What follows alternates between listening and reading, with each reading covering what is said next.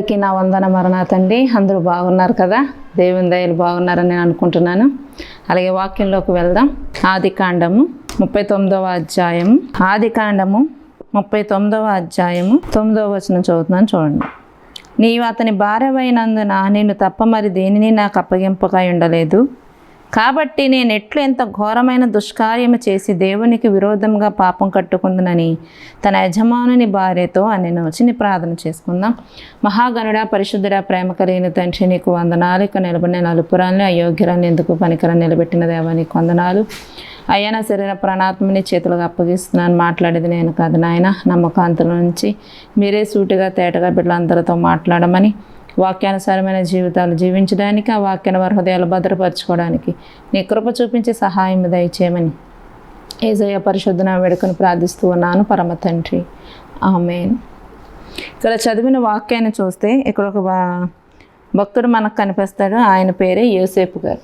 యోసేపు యొక్క తండ్రి యాకోబు.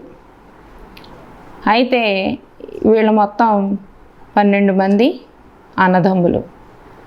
అయితే యోసేపు 11వ వాడు. అయితే యోసేపు మీద యాకోబు ఎంతో ప్రేమ చూపిస్తూ ఉండేవాడు. ఎందుకంటే తను ప్రేమించిన అమ్మాయికి పుట్టిన మొదటి కుమారుడని, యోసేపు మీద అందులోని తల్లి చనిపోయిందని యోసేపు మీద కొద్ది ప్రేమ ఎక్కువగా చూపించేవాడు యాకోబు. అయితే అది వాళ్ళ అన్నలకి ఇష్టం ఉండేది కాదు. అతని మీద కొద్ది ప్రేమ చూపించడం అది గట్ట వాళ్ళకి ఇష్టం ఉండేది కాదు. అలాగే యోసేపు కూడా దేవునికి భయపడినవాడు, దేవునికి లోబడినవాడు, దేవుని యొక్క మాట విన్నవాడు, దేవుని యందు భయభక్తులు కలిగినవాడు. తను ఏ తప్పు చేసేవాడు కాదు, ఏ పాపము చేసేవాడు కాదు. తన అన్నలు ఏదైనా పాపం చేసినా, ఏదైనా తప్పు చేసినా అది వెంటనే వచ్చి తన తండ్రికి చెప్పేసేవాడు. అదే వాళ్ళకి నచ్చేది కాదు. మిగతా వాళ్ళందరూ మాతో అందరం కలిసే చేస్తున్నాం, వీడి మట్టికి కలవడం లేదు, మేము ఏమన్నా చేసినా గుమ్మిని మందలోంచో గొర్రెని మేము వధించుకుని వండుకుని తిన్నా ఏదైనా వెళ్ళి వెంటనే తండ్రికి చెప్పేయడం, ఆయన ఏం తిట్టడం, ఇలా చేయడం వల్ల యోసేపు మీద ఏం పెంచుకున్నారంటే పగ పెంచేసుకున్నారు. చాలాసార్లు మనం విన్నది యోసేపు గారి గురించి. పగ పెంచుకుని అతన్ని చంపేయాలని గొయ్యిలో పాడేస్తారు. తర్వాత ఎందుకు చంపడం అని బానిసత్వానికి ఐగుప్తు ప్రజలకి ఎలా వెళ్తుంటే వాళ్ళకి అమ్మేస్తారు. చాలా బానిసత్వంలో యోసేపు వెళ్ళిపోతూ ఉంటాడు. నిజంగానండి, యోసేపు అనుభవించిన ఆ శ్రమలు నిజంగా చాలా కఠినమైన శ్రమలండి. ఎందుకంటే తల్లిదండ్రులకి దూరం అయిపోయి తోబుట్టువులు ఎలాగ తన మీద కక్ష సాధించుకుని ఎలాగ నలిగిపోతూ కూడా ఆ సమయంలో దేవుణ్ణి అయితే విడిచిపెట్టలేదు. యోసేపు దేవుణ్ణి విడిచిపెట్టలేదు కదండి. ఏంటి, బయట నుంచి ఎన్ని సమస్యలు వచ్చినా మనం ఎదుర్కోగలం. బయట వారి నుంచి ఎన్ని అన్నాయన్నా బయట వాళ్ళే ఏదో అన్నారులే, ఏదో చేశారులే, వాళ్ళకి ఏదో తెలియకన్నారు మనం పట్టించుకోం. కానీ సొంత వాళ్ళే అయిన వాళ్ళే మనల్ని అంటూ ఉండి మన పైన నిందలు వేస్తూ ఉండి మనల్ని ఎన్నో రకాలుగా శ్రమలు పెట్టేసి అన్నీ చేస్తే ఆ గుండె ఎంత బాధపడుతుందండి. యోసేపు అంత వేదన పడ్డాడు. సొంత అన్నలే నన్ను చంపేయాలని చూసారా, నెల బానిసత్వం అని ఎంత బాధపడి ఉంటాడండి యోసేపు. ఎన్నిసార్లు కూడా యోసేపు మీద వాళ్ళు ప్రేమ ఎప్పుడు చూపించకపోయినా యోసేపు అన్నలంటే ఇష్టంగానే ఉండేవాడు. వాళ్ళు అన్నిసార్లు అతన్ని ఎన్ని విధాలుగా తిట్టినా, ఎన్ని విధాలు శ్రమ పెట్టినా, తండ్రి ఏమన్నా మాట చెప్తే వాళ్ళ అన్నల గురించి వాళ్ళకి ఆహారం పట్టుకెళ్ళి వాళ్ళు ఎక్కడున్నారో చూసిరా అని తండ్రి యోసేపుకి ఇచ్చిన, నేను వెళ్ళను తండ్రి, వాళ్ళు నన్ను ఎలాగంటున్నారు ఎప్పుడు అనలేదు యోసేపు. తండ్రి మాటకు లోబడ్డాడు. తండ్రి మాటకు లోబడి తన అన్నలు ఎక్కడ ఉంటే వాళ్ళకి ఆహారం పట్టుకెళ్ళడం, వాళ్ళ సమాచారం ఎలాగో తెలియచేయడం అన్నీ చేసేవాడు. కానీ తన సొంత అన్నలే తను ఏం చేశారంటే చాలా బాధకు గురి చేశారు, ఎన్నో శ్రమలు పెట్టారు, చంపేలంతా పగ పెంచేసుకున్నారండి సహోదరుడి మీద. ఎంత దారుణం అండి. బయట వాళ్ళు ఎన్ని మాటలన్నా పట్టించుకోరు, కానీ అయిన వాళ్ళు ఒక్క మాటన్నా చాలా బాధ వస్తుంది, చాలా వేదన వస్తుంది. అయ్యో, చిన్నప్పటి నుంచి మేము కలిసి పెరిగాం కదా, మేమిద్దరం కలిసే ఎదిగాం కదా, ప్రతి చోటికి ఇద్దరం కలిసే వెళ్ళాం కదా, అన్నిటిని మేము షేర్ చేసుకున్నాం కదా, చిన్నప్పటి నుంచి నన్ను చూస్తూ ఎదిగాడు, ఇద్దరం కూడా ఒకరి మనోభావాలు తెలుసుకుని ఎదిగాం కదా, ఇప్పుడు నన్ను ఎందుకు అర్థం చేసుకుంటలేదు, అర్థం చేసుకుని ఎందుకు ఈ మాటలు అంటున్నారు, ఎందుకు ఎలా చేస్తున్నారు అన్న బాధ చాలామందికి ఉంటాను. యోసేపు కూడా ఒకవేళ అలాగే బాధపడి ఉంటాడు కదండి. ఎందుకంటే అన్నలే అలాగా చాలా అతని శ్రమలు పెట్టే విధంగా చంపేయాలని చూసి తర్వాత మళ్ళీ ఎందుకులే అనుకుని బానిసత్వానికి అమ్మేశారు. అయితే పాపం అక్కడ చాలా బాధలు. బానిసత్వం అంటే కూర్చోబెట్టి పెడతారండి, ఎంత వెట్టి చాకరీ చేస్తారో తెలుసా, చెయ్యకపోతే కొడతారు కూడా. బానిసత్వాలకి వెళ్ళిన వాళ్ళని కూర్చోపెట్టి మేపరు, కూర్చోపెట్టి తిండి పెట్టరు, కొంతమంది తిండి కూడా పెట్టరు పని చేయించుకున్న. బానిసత్వం అంటే నీకు బాగున్నా బాగోలేకపోయినా చాకరీ చేయవలసిందే. తర్వాత పెడితే పెడతారు, పెట్టకపోతే పెడతారు. మనకి ఇష్టమైన ఫుడ్ పెట్టరు, వాళ్ళు ఎట్టిందే తినాలి బానిసత్వానికి వెళ్ళిన వాళ్ళు.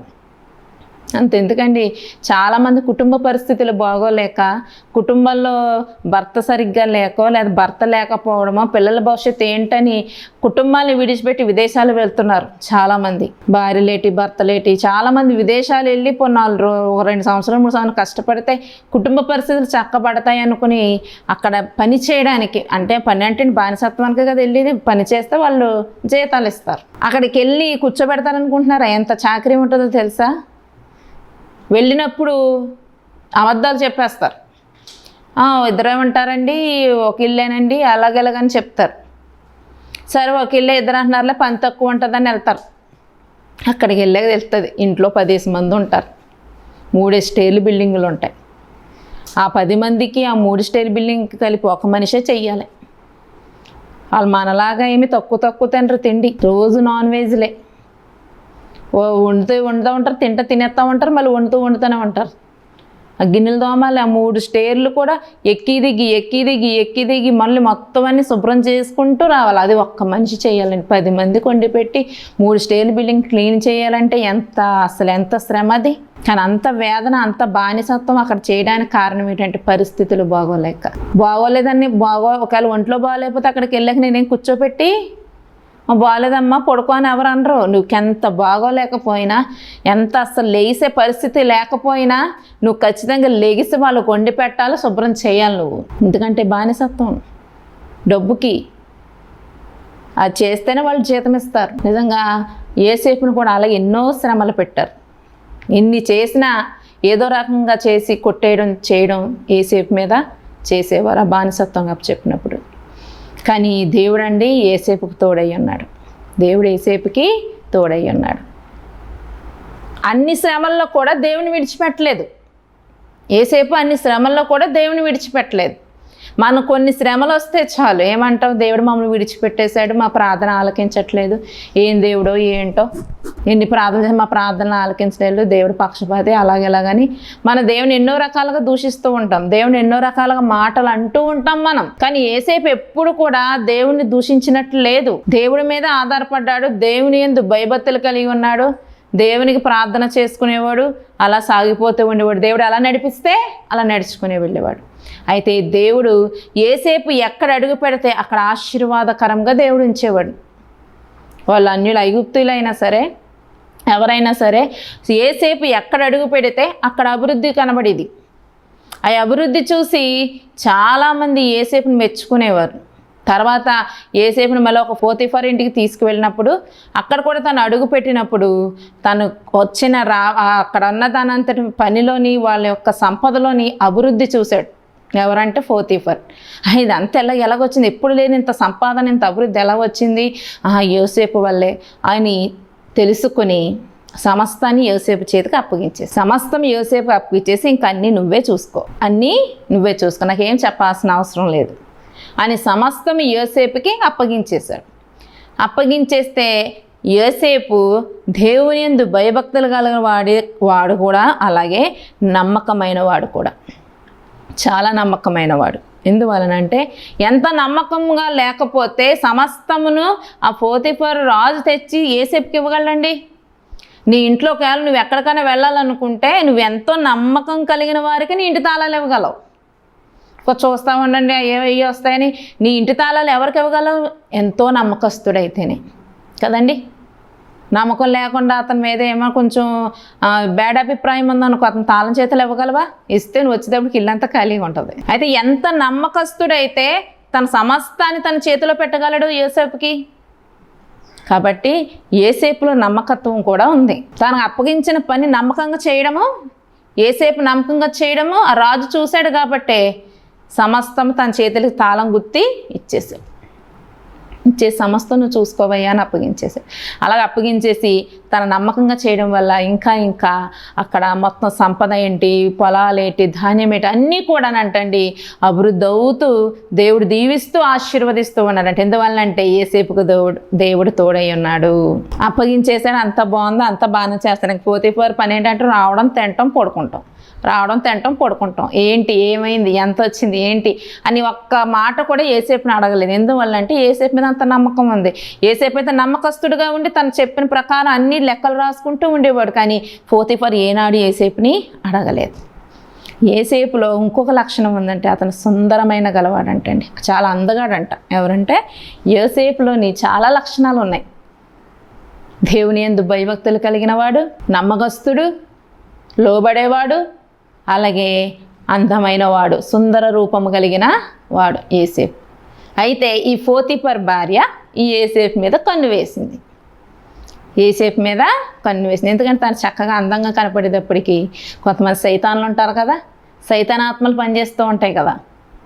కట్టుకున్న భర్తను విడిచిపెట్టేసి భర్త కన్నా కొద్ది అందంగా ఉంటే, కొద్ది ఎత్తరగా ఉంటే, కొంచెం రంగు ఎక్కువగా ఉంటే కట్టుకున్న భర్తను వదిలిపెట్టేసి అటువైపుకి వెళ్ళిపోయే భార్యలు ఉన్నారు ఈ రోజుల్లో.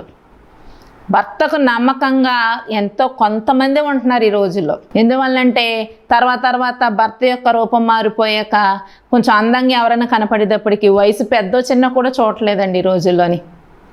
వాళ్ళు నాకంటే చిన్నోడేమో, నా తమ్ముడు వరుసేమో, లేకపోతే నా అన్న వరుసేమో, కొడుకు వరుసేమో, వరుసలు చూసుకుంటలేదు, ఎవరో వయసులు చూసుకుంటలేదు. పాపం ఆ రీతిలో ఉంది.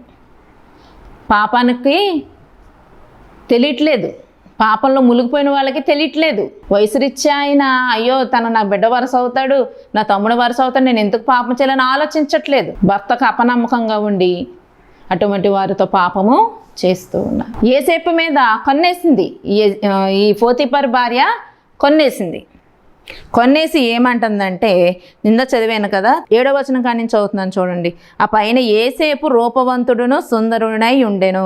అటు తర్వాత అతని యజమానుని భార్య యోసేపు మీద కన్ను వేసి తనతో శయనించమని చెప్పాను. అయితే అతడు ఒప్పక, నా యజమానుడు తన కలిగినదంతయు నా చేతికి అప్పగించాను కదా, నా వశమున తన ఇంటిలో ఏమి ఉన్నదో అతడు ఎరుగడు. ఈ ఇంటిలో నాకంటే పైవాడు ఎవడనూ లేడు. నీవు అతని భార్యవైనందున నిన్ను తప్ప మరి దేనిని నాకు అప్పగింపై ఉండలేదు. కాబట్టి నేనెట్లు ఇంత ఘోరమైన దుష్కార్యము చేసి దేవునికి విరోధముగా పాపం కట్టుకుందునని తన యజమానుని భార్యతో అనెను. చూసాడా, ఆయన ఏమన్నాడంటే ఈ సమస్త ఇంట్లో అసలు ఏమేముందో ఆయనకు తెలియదు. ఈ ఇంట్లో నా వంటి వాడు ఎవరు లేడు, సమస్తము నా యజమాని నాకు అప్పగించాడు కాబట్టి అప్పగించాడు, నిన్ను మట్టికి నాకు అప్పగించలేదు. కాబట్టి ఇంత దుష్కార్యము నా దేవునికి విరోధంగా పాపం కట్టుకుందనని తన యజమాన్యత. అంటే అదొక పాపము. ఎదుటివారి భార్యను ఆశించడం ఏంటంటే పాపమే, అదొక దుష్కార్యం. అది ఎదుటివారి భార్యనైనా భర్తనైనా ఆశిస్తున్నావంటే నువ్వు పాపం చేస్తున్నట్టు. ఎంతటి దుష్కార్యము నేను దేవునికి విరోధంగా ఎలా చేయగలను అంటే, నువ్వు చేసిన ప్రతి పాపము నువ్వు ఎవరికి విరోధంగా చేస్తున్నా తెలుసా? దేవునికి విరోధముగా. నువ్వు దేవునికి విరోధంగా చేసే ప్రతిదీ కూడా పాపమే. అది ఒప్పుకోలేదు యోసేపు. నేను అసలు ఈ పాపం నేను చేయను, నేను దేవునికి భయపడిన వాడిని, నేను దేవునికి విరోధంగా ఎటువంటి పాపము నేను చేయలేదు, ఇప్పటి వరకు నేను దేవుని భయభక్తులు కలిగిన వాడిని, నేను ఈ పాపం చేయనని చెప్పి వెళ్ళిపోయాడు. అయితే మళ్ళీ ఒక రోజు ఆ ఇంట్లో ఏదో పని ఉండి లోపలికి వచ్చాడు. అప్పుడు ఎవరూ లేరు. అప్పుడు ఆయన చొక్కా పట్టేసుకుని బలవంతము చేస్తే యోసేపుకి భయమేసి ఆ చొక్కా విప్పేసి తన చేతిలో వదిలేసి తను పరిగెట్టుకుని వెళ్ళిపోయాడు. పాపం నుంచి పారిపోయాడు. ఆ కింద వచనంలో ఉంటుంది చూడండి. దినదినము ఆమె యోసేపుతో మాట్లాడుచుండేను కానీ అతడు ఆమెతో శయనించుటకైనను ఆమెతో ఉండుటకైనా ఆమె మాట విన్నవాడు కాడు. అట్లుండగా ఒకనాడు అతడు తన పని మీద ఇంటి లోపలికి వెళ్ళినప్పుడు ఇంటి మనుష్యులు ఎవరునూ అక్కడ లేరు. అప్పుడు ఆమె అతని వస్త్రము పట్టుకొని తనతో శయనింపమని చెప్పగా అతడు తన వస్త్రమును ఆమె చేతిలో విడిచిపెట్టి తప్పించుకుని బయటికి పారిపోయెను. చూసారా, పాపం నుంచి యోసేపు ఏమైపోయాడండి? పారిపోయాడు. నేను ఆ పాపము చేయను, ఆ పాపాన్ని నేను తగిలించుకోను, నేను దేవునికి విరోధమైన పనులు నేను చేయను, అని పాపం వచ్చినప్పుడు ఆ పాపం నుంచి ఏమైపోయాడు? పారిపోయాడు. నువ్వు పారిపోతున్నావా మరి? ప్రియ సహోదరి సహోదరుడా, ఓ యవనస్తుడా యవనస్తురాలా, అప్పుడు యోసేపు కూడా యవనస్తుడే. యవన ప్రాయంలో నీకెన్నో పాపాలు ఎదురవుతూ ఉంటాయి. స్త్రీ అయితే పురుషుడి రూపంలోనో, పురుషుడైతే స్త్రీ రూపంలోనో మీకు పాపాలు ఎదురవుతూ ఉంటాయి. లేట్ నైట్ పార్టీలు అంటారు, బర్త్డే పార్టీలు అంటారు, రండి అంటారు. వీళ్ళకి ఇంకేమీ ఉండదు, పాపంలో దిగిపోతావు. లేట్ నైట్ పార్టీలకు ఆడవాళ్ళు వెళ్ళడం ఏంటండి? అమ్మాయిలు వెళ్ళడం ఏంటి? యవనస్తులు వెళ్ళడం ఏంటి? అలాగే పార్టీలను వెళ్తారు, బర్త్డే పార్టీలను వెళ్తారు. ఆ పిలిచి వాళ్ళు కూడా ఇవాళ మా ఇంటికాడ పార్టీ ఉంది, నా పుట్టినరోజు కదా రా అంటుంది. బాబా మా ఇంట్లో పంపించను, నేను రాను, మా పేరెంట్స్ ఒప్పుకోరు అంటుంది. పర్లేదు గమ్మునే వచ్చేద్దాం, నేను అడుగుతాను మీ పేరెంట్స్నని ఆ సైతాన్ని పేరెంట్స్ని కూడా ఒప్పించేలా చేసేస్తుంది.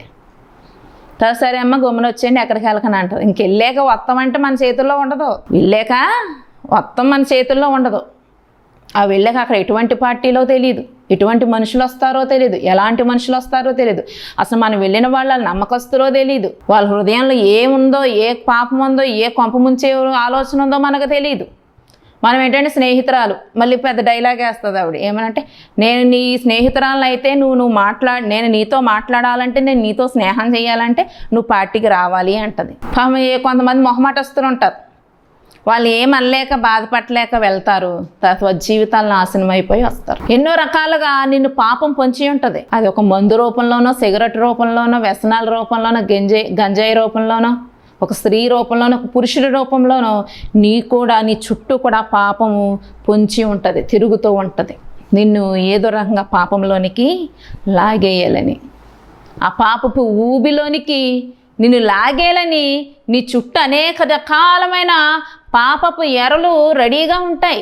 అయితే దేవుడు నీకు తోడుగా లేకపోతే, నువ్వు దేవుని యందు భయభక్తులు లేకుండా ఉంటే మటు ఖచ్చితంగా పాపంలో నువ్వు కూరుకుపోతావు, ఆ పాపపు ఊబిలో నువ్వు కూరుకుపోతావు. అటువంటి పాపపు ఊబిలో నువ్వు కూరిపోకుండా ఉండాలంటే దేవుడు నీకు తోడుగా ఉండాలి. నువ్వు దేవుడు తోడుగా ఉండాలంటే నువ్వు పాపపు క్రియల జోలికి వెళ్ళకూడదు. ఏసేపుకి వచ్చినాయి కదా శోధన, ఒక పోతీఫర్ భార్య రూపంలో ఏసేపుకి కూడా వచ్చింది శోధన. ఏసేపు ఏం చేయడు? అబ్బాయి ఎవరో లేరులే, బాగానే దొరికింది అవకాశం అని పోతీఫర్ భార్యతో వెళ్ళిపోయాడా? లేదు. అమ్మో నేను ఈ పాపము చేయకూడదు, నా యజమానుడికి నమ్మక ద్రోహం చేయకూడదు, నా దేవునికి విరోధంగా పాపం చేయకూడదు అని అక్కడి నుంచి పారిపోయాడు. ఇదే అవకాశం ఈ లోకంలో మనుషులకు వస్తే అవకాశం బాగానే దొరికింది. కొంతమంది చాలా దారుణంగా ఉంటారండి. ఇంట్లో పేరెంట్స్ ఎవరు లేకపోతే ఫోన్ చేసి ఇంటికి పిలిపించుకుంటారు, ఫోన్ చేసి ఇంట్లోనే పార్టీలు పెట్టేస్తారు. పేరెంట్స్ లేదురా రండి ఏంటది బీర్లు పెట్టుకొని, బందులు పెట్టుకొని, అమ్మాయిలు పెట్టుకుని వచ్చేయండి ఇంటికి అంటారు. పాపం. ఎవరో లేకపోతే ఎవరో చూడలేదు అనుకుంటారు. ఇంట్లో పేరెంట్స్ లేరు, మేము ఏం చేసినా ఎవరికీ తెలీదు, మేము ఎలా వెళ్ళినా ఎవరికీ తెలీదు. కానీ దేవుడు చూస్తాడు కదా. మనుషులు, తల్లిదండ్రులు, మా భర్త భార్య చూడకపోవచ్చు నువ్వు చేసే పాపం, కానీ దేవుడు ఖచ్చితంగా చూస్తాను. అయితే ఆ పాపం నువ్వు అంటించుకోకు. అది ఒక పాపం అని తెలిస్తే ఆ పాపం నుండి ఏసేపు ఎలా పారిపోయాడో అలా నువ్వు కూడా పారిపోతే నీ జీవితం బాగుంటుంది, నీ బ్రతుకు బాగుంటుంది, దేవుడు నిన్ను ఒక స్థాయిలో నిలబెడతాడు. అదే పాపంలో కూరుకుపోయావనుకో తర్వాత వచ్చేది ఏంటో తెలుసా? మరణమే. ఆ పాపములు అలాగలగలు వెళ్ళిపోతే అదేదో రూపంలో నీకు మరణ రూపంలో వచ్చేస్తుంది. కాబట్టి పాపం నుండి పారిపో. ఈరోజు నేను ఏ పాపం ఆవరించి ఉందో, ఏ పాపం నిన్ను ఆకర్షిస్తుందో, ఓ యవనస్తుడా యవనస్తురాలా, ఆ పాపం నుంచి నువ్వు ఇప్పుడే మేలుకొని పారిపోతే నీ జీవితానికి, నీ బ్రతుకు కూడా మంచిది. లేదు ఆ పాపంలోనే అలా మునిగిపోతానంటే నీ జీవితమే మొత్తం ముగిసిపోద్ది. ఒక్కసారి ఆలోచించుకోండి. ఏసేపు ఏ రీతిగా పారిపోయాడు? అక్కడ ఎవరూ లేరంట, గదిలో ఆవిడ ఒక్కద్దంది, ఈయనంది, చేయాలనుకుంటే పాపం చేయొచ్చు. కానీ ఏసేపు ఏమనుకున్నాడో తెలుసా? నా యజమానుడు చూడకపోయినా నా దేవుడు చూస్తాడు అని దేవునికి భయపడి ఆ పాపాన్ని విదిలించుకుని పారిపోయాడు. నువ్వు కూడా పారిపోతున్నావు అలాగా? పార్టీ అంటాడు, నువ్వేదో మామూలు కేక్ పార్టీయో ఏదో అనుకుని వెళ్తావు, వాళ్ళు ముందట్టుకు వస్తారు, తాగరా అంటావు. నా తాగనే వద్దాను. మేమేమన్నా తాగుబోతులమా ఏంటి? మేమేమి ఎరగదీస్తే రోజు తాగేస్తాం ఏంటి? పార్టీ అంటే తెచ్చుకున్నాం అంతే, ఇప్పుడే తాగుతున్నాం మేమును, కొంచెం తాగు ఏమవుదు అంటారు. బాబా నేను తాగనంటారు. కొంచెం తాగితే ఏమవుదరా, తాగు అంటారు. కొంచెమే కదా వీళ్ళు బలవంతం చేస్తున్నారు కదా అని తాగుతావు. ఆ కొంచెం కాస్త తర్వాత ఏమైపోతుందో తెలుసా? అలవాటు అయిపోయి కొంచెం కాస్త సీసాలు అయిపోతాయి.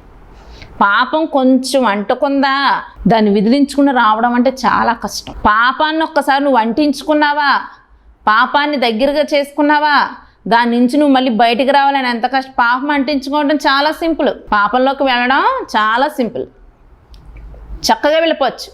కానీ అదే పాపాన్ని విడిపించుకురావాలంటే దేవుడు సహాయం ఉంటేనే నువ్వు రాగలవు. లేదా నీ అంతటి నువ్వు ఆ పాపాన్ని విడిచిపెట్టి బయటికి రాలేవు నువ్వు.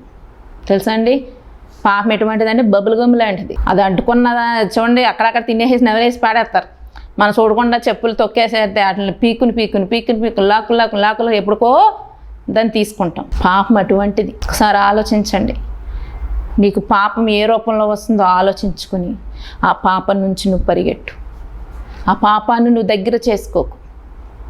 చాలామంది చదువుల నిమిత్తం సిటీలకు వెళ్తూ ఉంటారు, అమ్మాయిలైనా అబ్బాయిలైనా. అయితే మామూలుగా వెళ్ళిన ఒక నెల రోజులు 2-3 నెలలు బాగానే ఉంటారు. తర్వాత అక్కడ ఉన్న పబ్ కల్చర్ అంటారు, పార్టీలు అంటారు, రేవు పార్టీలు, ఆ పార్టీలు, ఈ పార్టీలు అంటారు. జీవితాలు ఏం చేసుకుంటారు తెలుసా, నాశనం చేసుకుంటారు. తల్లిదండ్రులు వస్తే వాళ్ళు ఎక్కడికో వెళ్ళిపోయి, మేము ఇక్కడ లేము, పలానా చోట ఉన్నాము, మీటింగ్కి వెళ్ళాము, లేకపోతే కాలేజీ నుంచి అయ్యో అక్కడ కంబైన్ స్టడీస్కో ఏటని తల్లిదండ్రులకి అబద్ధాలు చెప్పి అక్కడ పాపంలో ఉంటారు వాళ్ళు. ఎంతోమంది యవ్వనస్తులు ఈరోజు తల్లిదండ్రులు నమ్మకంగా మిమ్మల్ని కొన్ని చోట్ల చదువుల నిమిత్తం పంపించినప్పుడు వారి పట్ల నమ్మకం కలిగి ఉండండి. అలాగే మీరు పాపం చేస్తున్నారని ఒక్కసారి దేవుడు చూస్తున్నాడు భయం కలిగి ఉండండి. నా తల్లిదండ్రులు నేను దూరంగా ఉన్నాను కదా, నా తల్లిదండ్రులకి నేను ఏం చేస్తున్నానో తెలియట్లేదు కదా అనుకుంటున్నారేమో, కానీ దేవుడు చూస్తున్నాడు. ఒకసారి ఆలోచించండి. ఆ పాపపు జీవితాన్ని విడిచిపెట్టేయండి. ఆ పాపపు జీవితాన్ని విడిచిపెడితే బ్రతుకులు బాగుపడతాయి, జీవితాలు బాగుపడతాయి. లేకపోతే బ్రతుకులు చాలా నాశనం అయిపోతాయండి. నీ మీద ఎన్నో ఆశలు పెట్టుకుని నీ తల్లిదండ్రుల యొక్క ఆశలు ఆవిరైపోతాయి.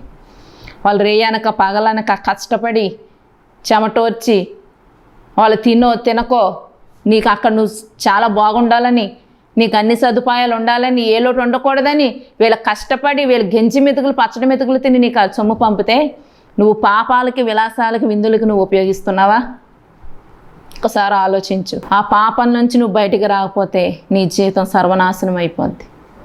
ఈ యేసేపు వలె ఆ పాపం నుంచి మనం ఏమైపోవాలో తెలుసా, పారిపోవాలి. వస్తాయి, ఎన్నో రకాలుగా వస్తాయి శోధనలో. ఆ శోధనలు వస్తున్నాయి కదన్న వాటికి వెళ్ళిపోయి నువ్వు ఎదురెళ్ళిపోయి ఆ శోధనలో ఉండిపోయి ఆ పాపంలో ఉండిపోయి దాన్ని పట్టేసుకున్నావు అనుకో, నీ జీవితమే పాడైపోద్ది.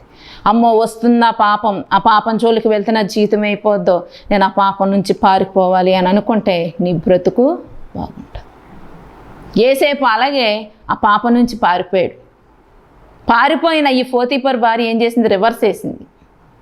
ఆయనే వచ్చి నన్ను బలవంతం చేశాడు, నన్ను పట్టుకోపోయాడు, నన్ను శయనించమని బలవంతం చేశాడని రివర్స్ వేసింది. ఈరోజు చాలామంది కూడా అండి, కొంతమంది తప్పు చేస్తూ ఉంటారు. ఆ సమయంలో దొరికిపోయారు అనుకో, ఆడవాళ్ళైనా మగవాళ్ళైనా గమ్మున ఏమంటారు, ఆవిడ రమ్మంటే నేను వచ్చానంటారు. అంటే ఇవి అని నాకు తెలియదు అంటారు, మాటలు మార్చేస్తూ ఉంటారు. ఈ పోతీఫర్ భార్య భయమేసి తన భర్తతో ఏమంటుంది, నేనేం చేయలేదు, తనే వచ్చి నన్ను శయనించమన్నాడు, నాతో పాపం చేయమని అన్నాడు అని చెబుతారు. అప్పుడు కూడా పాపం యేసేపు ఏం మాట్లాడలేదండి. నేను చేయలేదు అన్న భార్య మాట భర్త వింటాడు, కానీ దోసుడి మాట వింటారా, పనివాడి మాట వింటాడా? వింటాం. అయితే దేవుడు అప్పుడు కూడా తోడై ఉన్నాడు. తర్వాత చెరసాల్లో వేశారు, అక్కడ కూడా దేవుడు తోడై ఉన్నాడు. అన్ని రకాలుగా బాగానే ఉండి చివరికి తనను దేవుడు ఒక అధికారిగా నిలబెట్టాడు. ఎందువల్లంటే ఇన్ని శోధనలు, శ్రమలు, నిందలు, అవమానాలు వచ్చినప్పటికీ కూడా తను ఏం చేశాడంటే దేవుని విడిచిపెట్టలేదు. దేవునికి ఎదురుగా మాట్లాడలేదు, వ్యతిరేకంగా మాట్లాడలేదు, నమ్మకంగా ఉన్నాడు. యజమానుడికే నమ్మకంగా ఉన్నాడు, దేవునికి నమ్మకంగా ఉన్నాడు. కాబట్టి తన ప్రతి పరిస్థితిలో దేవుడు తోడై ఉండి తన చక్కని ఒక సింహాసనం మీద నా ఒక అధికారిగా దేవుడు యేసేపుని నిలబెట్టాడు. మరి పాపమని అంటించుకుంటే ఏంటండి, దానివల్ల వచ్చే నష్టాలు ఏంటంటే, దానికి మరి ఒక భక్తుడు ఎవరంటే సంసోన్ గురించి తెలుసు కదండి. ఆయన ఎవరు మాయలో పడ్డాడో ఎల్లెల్లి అంటించుకున్నాడు ఈయన పాపం. యేసేపు దగ్గరికేమో పాపం వస్తుంటే ఆ పాపం నుంచి పారిపోయాడు. సంసోనేమో ఏ ప్రాంతానికి వెళ్తే అక్కడ ఏ అమ్మాయి కనబడితే ఆ అమ్మాయితో అలాగలాగా ఆఖరికి ఒక ఢిల్లీలో అనే వేసి దగ్గరికి చేరాడు. ఆ వేసి దగ్గర చేరినప్పుడు అక్కడ ఫిలిస్తీన్ల సర్దార్లు ఆవితో మాట్లాడి, సంసోన్ యొక్క బలం ఎక్కడుందో సరే నువ్వు కనుక్కో, మమ్మల్ని ఇలా ఇష్టానుసారం చంపేస్తున్నాడో, ఏదో రకంగా మేము అతను పట్టుకోవాలి చేయాలని ఆ ఢిల్లీలో కొంత ధనం ఇస్తాం, మీకు సొమ్ము ఇస్తాం, ఏదో రకంగా తెలియపరిచి అన్నారు. వేసి ఏం చేస్తే డబ్బు కమ్మిపోద్ది. ఈయనేమో ఆవిడ మీద ఎక్కువ ప్రేమ పెంచేసుకున్నాడు. ఎవరు? సంసోను వేశ్య మీద పెంచేసుకుంటే ఆయన ఏమన్నా ప్రతిసారి సంసోను నీ బలం ఎక్కడుంది, నీ బలం ఎక్కడుంది, లాలన మాటలు. వేసి ఏంటంటే మాట్లాడే లాలన మాటలు మాట్లాడద్దంట. ఎటువంటి మగాడినైనా పడేసే మాటలు మాట్లాడదంట వేసి. సంసోను నీ బలం ఎక్కడుంది, అలా ఎక్కడుంది అని ఎన్నో కారణాలు అడిగితే కొన్ని కారణాలు చెప్పాడంట సంసోను. న్యాయాధిపతుల గ్రంథంలోకి వెళ్తే న్యాయాధిపతుల గ్రంథము 16వ అధ్యాయంలో ఉంటుందండి. ఫస్ట్ అడిగితే సంసోను ఏం చెప్పాడంటే 7 నిర్వంజ చువ్వలతో నన్ను బంధిస్తే నాలో ఉన్న బలం తగ్గిపోద్దని చెప్పినప్పుడు జాయిగా అంటండి ప్రతిసారి ఢిల్లీలో చక్కగా తొడ మీద పొడగబెట్టి నిద్రపుచ్చేస్తుందంట ఈయన గారిని. ఆయన చక్కగా బాగానే నిద్రపూస్తుందని పడుకుంటున్నాడు. పడుకునేటప్పటికి ఆ ఫిలిస్తీన్లు కవర్ పెట్టేస్తే వచ్చి పట్టేసుకుంటే సంసోను ఫిలిస్తీన్లు వచ్చేసి నేను పట్టుకుని వెళ్ళిపోతాకంటే ఒకసారిగా ఎలా జమ్మించుకుని వాళ్ళందరినీ చంపేసివ్వడంట. మళ్ళీ నేనంటే నీకు ప్రేమ లేదు, నేను అదని నీకంటే అది లేదు, నన్ను నమ్ముతలేదు, నీ బలం ఎక్కడుందో చెప్తలేదంటే మళ్ళీ రెండోసారి ఏం చెప్పాడంటే పేనిన తర్వాత పనికి పెట్టని కొత్త తాళ్ళతో నన్ను కట్టే నా బలం పోద్దని చెప్పాడంట. రెండోసారి అలా చేసి మళ్ళీ వాళ్ళని పిలిపించుకొచ్చేసింది, అప్పుడు పని అవ్వలేదు. మూడోసారి ఏం చేశాడు, నా తలలో ఉన్న 7 జల్లో అల్లు నా బలం పోద్దని చెప్పాడు. అలాగా చేసి మళ్ళీ వాళ్ళు కవరెట్టేసింది, మళ్ళీ వచ్చారు, పని అవ్వలేదు, వచ్చిన వాళ్ళు వాళ్ళని చంపేస్తున్నాడు. ఈసారి ఏడ్చేస్తున్నాడు, బుడబుడ బొక్కలు తీసేస్తుందంట. ఇప్పుడు నేనంటే నీకు ప్రేమ లేనప్పుడు ఎందుకు నా దగ్గర ఉంటావు, వెళ్ళిపో, నాకు నిజం చెప్పలేదని ప్రాణం అంట చావు గోరేంతగా విసిగిచ్చేసిందంట. విసిగిస్తే అసలు నిజమో చెప్పేసి శుభ్రంగా అతన్ని పడుకోబెట్టేసింది, క్షవరం చేసేవాడిని తీసుకొచ్చింది, గుండు శుభ్రంగా గీయించేసి. అండ్ ఎంత నిద్రపోయేవాడికైనా గుండు గీసినప్పుడు ఏదైనా కొంచెం శబ్దం వస్తే మెలకు వస్తుంది కదా, అంత మెలకు కూడా లేకుండా అంత శుభ్రంగా మొత్తగా నిద్రపెట్టేసింది మాట. ఏంటి అన్నిసార్లు తెలుస్తూ ఎవరికైనా తెలియకుండా ఉంటుందా ఏంటి? నేను చెప్పే విషయం నేను ఒక్కదానికి చెప్తున్నాను, ఫిలిస్తీన్లకి ఎలా తెలుస్తుంది? ఫిలిస్తీన్లకి ఎలా తెలుస్తున్నారు? ప్రతిసారి వస్తున్నారే, అలపని ఒక్కసారి జరగలేదు, 3 సార్లు జరిగింది. 3 సార్లు జరిగినప్పుడు ఆయన బుద్ధి రావాలి కదా సంసోనికి. ఇది నన్ను మొత్తానికి వాళ్ళకి పట్టించేసేలాగా ఉంది, నా గుట్టంతా చెప్పేసేలాగా ఉంది, నాకేదో మొత్తానికి అపాయం ఉంది ఇక్కడ అని తెలుసుకుని తను విడిచిపెట్టి వెళ్ళిపోవాలి కదా. పాపం చెప్పాను కదండి ఇందాక, పాపంలో ఒక్కసారి అంటుకుంటే దాన్ని విడిపించుకుని రావాలంటే చాలా కష్టం. సంసోను ఇప్పుడు ఆ వేశ్యతో ఆ పాపంలో మునిగిపోయాడు. అన్ని సూచనలు కనపడినా అయ్యో నా ప్రాణాలకు ఏదో ముప్పు ఉందని తెలుసుకున్నా ఆ వేశ్యని విడిచిపెట్టి రాలేకపోయాడు. ఎందువల్లంటే పాపంలో కూరుకుపోయాడు, పాపని వెళ్ళి అంటించుకున్నాడు, పాపానికి దగ్గర అయిపోయాడు. చివరికి ఏమైందో తెలుసా? లాస్ట్ నిజం చెప్పేశాడు, వాళ్ళు వచ్చేసారు, పట్టేసుకున్నారు, బలం దేవుని ఆత్మ వెళ్ళిపోయింది, కళ్ళు పీకేశారు, మోసెప్పలు ఉంటాయి కదండి అవి పీకేశారు, గానుగాడించారు. లాస్ట్కి ఏమైందంటే ఒక గుళ్ళో ఒక దేవత గుళ్ళో తీసుకెళ్లారు. అప్పుడు దేవుడిని క్షమించమని అడిగి మళ్ళీ నాకు బలం ఇవ్వి, మళ్ళీ నీ ఆత్మని అని చెప్పి అక్కడ ఉన్న పనుల్ని 2 స్తంభాలు మెయిన్ పిల్లర్స్ అయ్యి అక్కడ తీసుకెళ్ళమని మళ్ళీ దేవుని శక్తిని పొందుకున్నాడు. ఆ పిల్లర్స్ 2 లాగ్గానే మొత్తం ఆ దేవాలయం అంతా కూలిపి అక్కడ ఉన్న వాళ్ళందరూ చచ్చిపోయారు. వాళ్ళతో పాటు ఈ సంసోను కూడా చచ్చిపోయాడు. కాబట్టి పాపాన్ని నుంచి తప్పించుకుని వెళ్ళిపోయిన యేసేపు ఒక అధికారిని చేశాడు దేవుడు. ఆ పాపానికి దగ్గరగా వెళ్ళిన సంసోను చివరికి ఏమైపోయాడండి? మరణం అయిపోయాడు. కాబట్టి పాపం నుంచి దూరం అయిపోయి బ్రతికి ఒక ఉన్నత స్థితిలో ఉంటావో, ఆ సంసోను వల్లే పాపం దగ్గరికి వెళ్ళి మరణాన్ని పొందుకుంటావో అది మీకే వదిలేస్తున్నాం. మీకు ఎలాగ అనిపిస్తే పాపాన్ని విడిచిపెట్టి నేను దేవునికి నమ్మకంగా ఉండాలా, ఆ పాపాన్ని అంటించుకుని దేవునికి విరుద్ధంగా వెళ్ళి మరణం అవ్వాలనేది ఒకసారి ఆలోచించుకోండి. అట్టి కృప దేవాతి దేవుడు మీ అందరికీ దయచేయునుగాక. ఆమేన్. ప్రార్థన చేసుకుందాం. మహాగణుడా, పరిశుద్ధుడా, ప్రేమ కలిగిన తండ్రి, నీకు వందనాలు నాయన. అయ్యా ఎంతమంది బిడ్డలు వాక్యం విన్నారు తండ్రి, వారి హృదయాలను ఒక్కసారి మీరు జ్ఞాపకం చేసుకోండి. ఆ వాక్యాన్ని వారి హృదయాలు ఫలింపు దయచేయండి నాయన. వాక్యానుసారమైన జీవితాలు జీవించే కృప, ధన్యత, భాగ్యాన్ని వారందరికీ దయచేయమని, నీ కృప చూపిన సహాయం దయచేయమని యేసు పరిశుద్ధ నామమున వేడుకొని ప్రార్థిస్తున్నాను పరమ తండ్రి. ఆమేన్. Praise the lord.